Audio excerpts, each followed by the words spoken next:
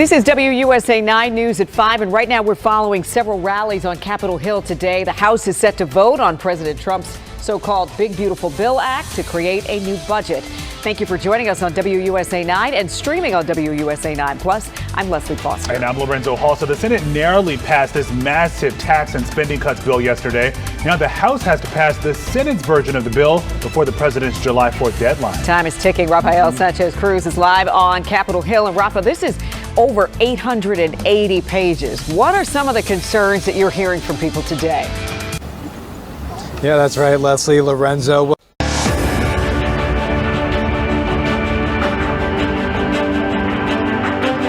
Breaking news at 6. Sean Diddy Combs overcome with emotion as he's acquitted of racketeering and sex trafficking charges. The decision met with chaos outside court, with supporters celebrating and others who backed his accusers, hoping for a different outcome. I just thought finally something was going to happen for sexual assault survivors. Tonight, what's next for Combs as he's found guilty on 2 lesser charges? Somehow, Puff is the Teflon Don of the music business, and he always gets away. Good evening, I'm Jessica Moore. Just a short time ago, we learned Sean Diddy Combs was denied bail, and a sentencing date was set for October. Earlier today, the verdict brought Combs to his knees as it was read aloud in court. 5 News at 6 starts now.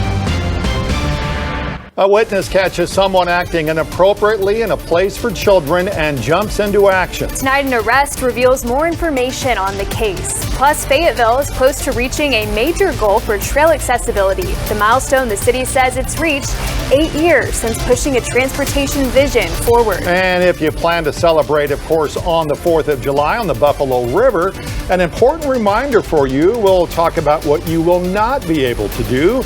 That's coming up in just a few minutes. Good evening. Thanks for joining us. I'm Darren Bobb. And I'm Morgan Wrigley. Thank you for joining us tonight. Of course, the big thing on everybody's mind, well, obviously, we want to welcome all those watching on 5 It's on another busy news day. I'm Tony Lopez here at 5 o'clock. And I'm Marley Ginter. Well, our breaking news coverage continues tonight after that massive explosion and fires at a fireworks facility. Tonight, the families of 7 missing people still waiting for any word on their loved ones.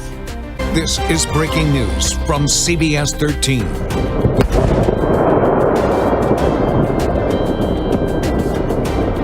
We're getting some even more video tonight from Esparto showing the moments that fireworks facility exploded, setting off fireworks, causing several fires. Frustrations felt today between family members of those missing and first responders.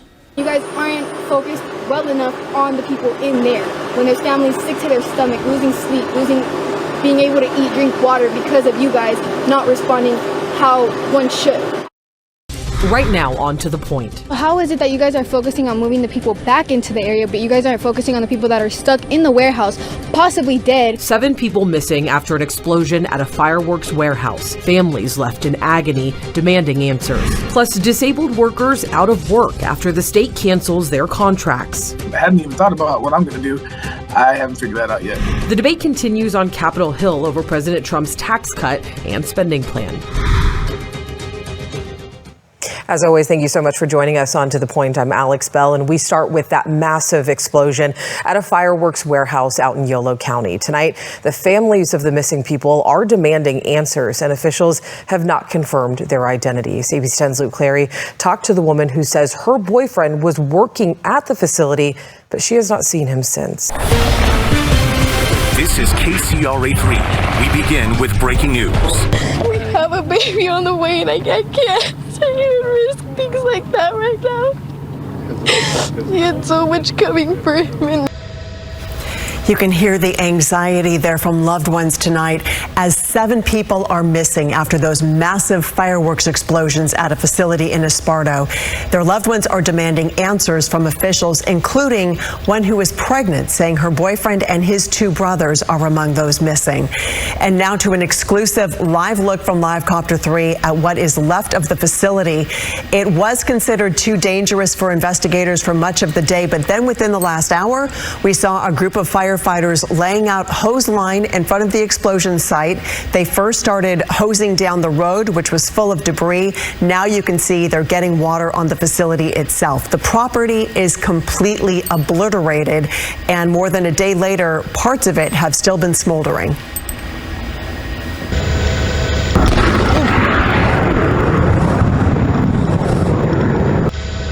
Live Copter 3 captured this moment of that huge explosion almost 24 hours ago to the minute.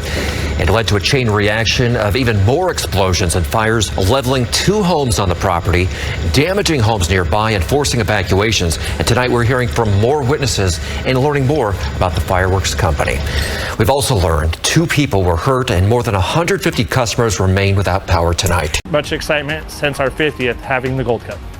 Get ready for a big year for the Water Follies. We're previewing all the fun. And Stacy is tracking yet another first alert weather day. Yeah, it's a hot day. I really wish I was here right now, but we are in here. I'll tell you just how long this heat wave is going to last. The news at 5 starts right now. This is Apple Valley News Now at 5 on your side. Here we go on this Tuesday. Good evening and thank you for joining us. I'm Austin Reed. And I'm Wendy Redman.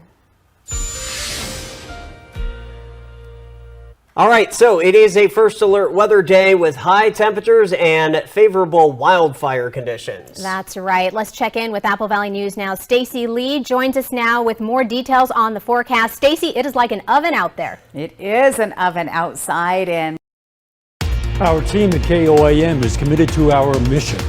Reliable and unbiased reporting. To question, investigate, and listen. To inform and bring people together. To let you know what's coming.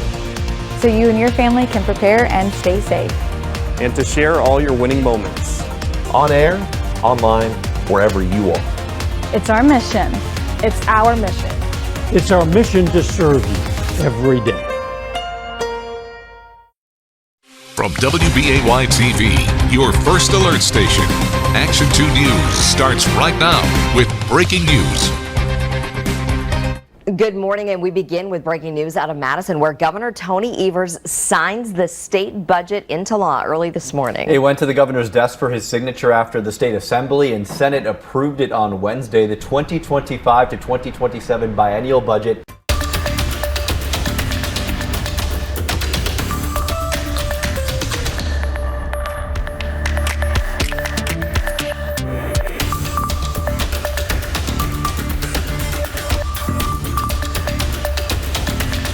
Well, now it's 6. A live look at downtown Columbus. We'll bring that to you in a moment, where crowds are starting to gather for Red, White, and Boom. It's the night a lot of folks have waited for.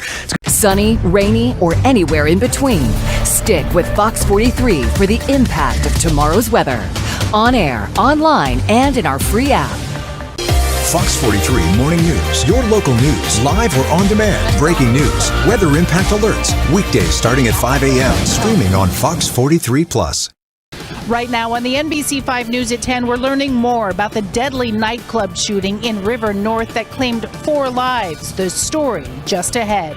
President Trump celebrates the passage of his big tax and spending bill with a victory rally tonight in Iowa.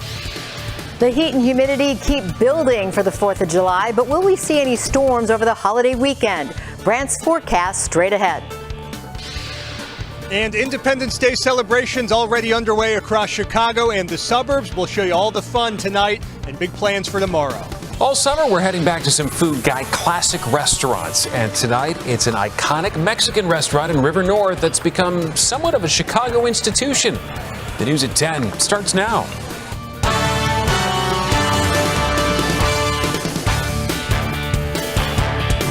We're glad you're with us at 10 o'clock. Good evening. I'm Stephen Holtz. And I'm Allison Rosati. Our top story, the search for the gunman who opened fire outside a River North nightclub. This mass shooting happened in just seconds. 18 people hit, many more traumatized. And this is the video that shows the moment as someone inside that car opened fire on the crowd gathered outside of the Artist Restaurant and Lounge. It's on Chicago Avenue in River North. 4 people were killed, 14 people hurt. Natalie Martinez live tonight at Northwestern Memorial Hospital after speaking with some of the victims' families. Natalie? Streaming on First Coast News Plus. This is First Coast News on your side at 11. Tonight, as migrants are now being housed at Alligator Alcatraz near the Everglades, we are hearing from 2 state lawmakers who say they were denied access to that facility today. State Representative Angie Nixon from Jacksonville and State Senator Shervin Jones from Miami went with 3 other lawmakers to this new facility today to see the conditions there.